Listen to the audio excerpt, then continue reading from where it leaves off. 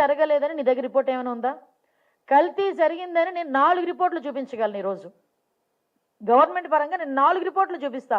నీ హయాంలో lab report, NDDB report, NDRI report, అదేవిధంగా సిఎఫ్టీఆర్ఐ రిపోర్టు, సిట్ రిపోర్టు, 4 రిపోర్ట్లు నేను చూపిస్తా. కల్తీ జరగలేదు అని చెప్పేదానికి నీ దగ్గర ఏమైనా ఒక్క రిపోర్ట్ అథెంటికేషన్గా ఒకటి ఉందేమో చెప్పు. అంతేగాని నీ దగ్గర ఉన్న రిపోర్ట్ ఏంటో చెప్పనా?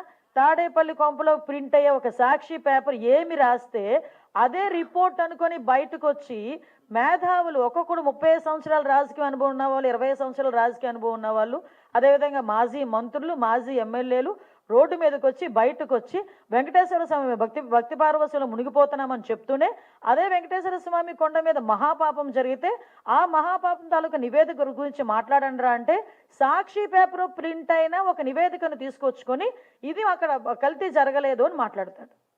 అరే మీకు అసలు బుర్ర పనిచేస్తుందా అండి? వెంకటేశ్వర స్వామి ప్రసాదం అండి. తిరుమల తిరుపతి దేవస్థానానికి ఎవరైనా యాత్రకి వెళ్ళారనుకోండి, ఆ యాత్ర ఎప్పుడు పూర్తవుతుందో తెలుసా జగన్మోహన్ రెడ్డి గారు? అఫ్కోర్స్ మీకు తెలియదు, మీకు హైందత్వం గురించి మీకు తెలియదు. కాబట్టి కొంతమంది మీ చుట్టుపక్కల ఉన్న వాళ్ళైనా కనుక్కోండి. చాలామంది అక్కడ మీ బాబాయ్ గారు వైవి సుబ్బారెడ్డి అక్కడ చైర్మన్ చేశారు.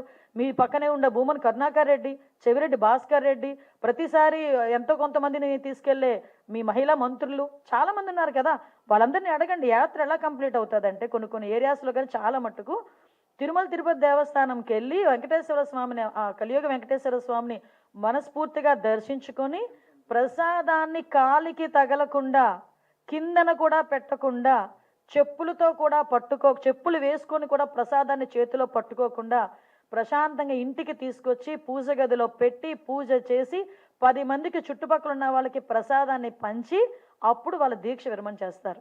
అది తిరుమల తిరుపతి దేవస్థానం తాలూకా యాత్ర మహత్యం. అప్పుడే యాత్ర కంప్లీట్ అయినట్టు. ఒక ముడుపు కట్టుకొని ఎంతో ఆశతో ఆ ముడుపు తీసుకెళ్ళి ఆ తిరుమల తిరుపతి దేవస్థానంలో వేసి ప్రసాదం తెచ్చుకుంటారు.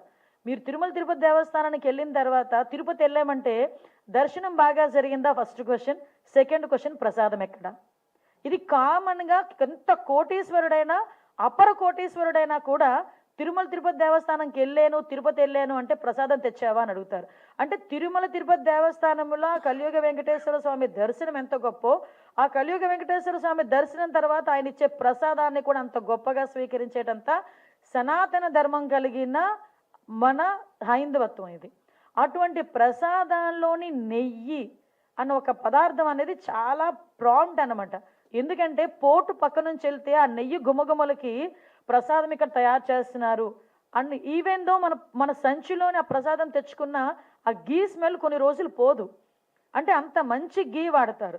ఏమంటే ప్రసాదాల్లో తయారు చేసిన నెయ్యిని కూడా కల్తీ చేశారంటే వీళ్ళు కల్తీ బతుకుల గురించి మనం ఒక్కసారి ఆలోచిస్తే జుగుప్సాకరంగా కనిపిస్తుంది.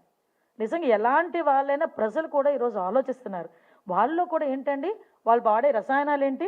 60 లక్షల కిలోల పామాయిల్, 60 లక్షల కిలోల పామాయిల్ ఉపయోగించారు.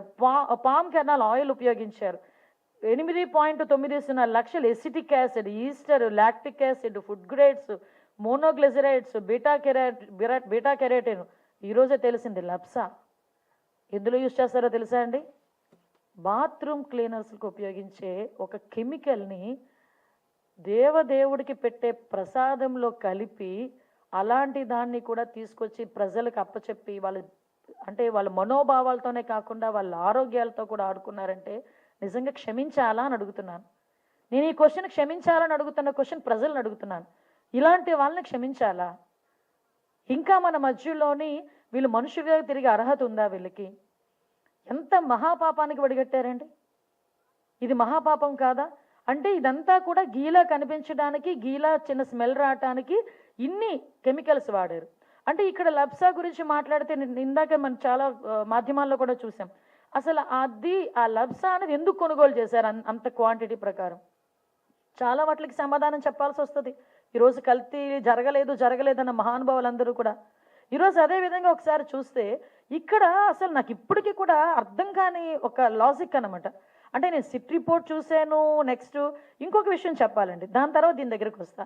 కరెక్ట్గా ఇంకా సిట్ ఛార్జ్ షీట్ వస్తుంది అని, సిట్ రిపోర్ట్ వస్తుంది ఇంకో 4-5 రోజుల్లోనో లేకపోతే 2-3 రోజుల్లోనో అనేసరికి ప్రజల తాలూకా మైండ్ సెట్ని ప్రిపేర్ చేయడానికి ఒక అబద్ధపు మూక బయలుదేరింది.